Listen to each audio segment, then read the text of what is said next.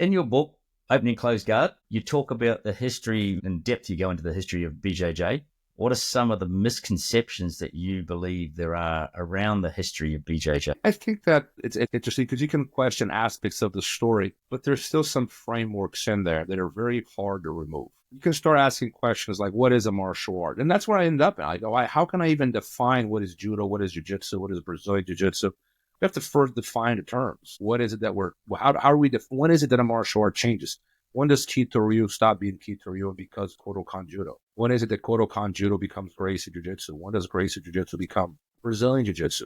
When does Brazilian Jiu-Jitsu turn into no-gi or American Jiu-Jitsu? Like what is it that is separating these things? What is it that we can't consider these differences to be, and when they're radical enough to justify a claim that it's a new martial art or at least something different, right?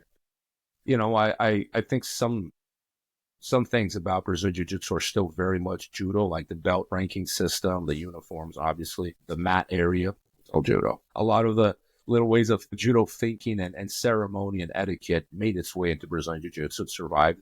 It went through a radical change in Brazil, for sure. It's got a very Brazilian face to it. I argue in both books, really, that one of the reasons why BJJ became so popular is the beach culture of Rio de Janeiro that made its way into a martial art in the way that I've never seen it happen before.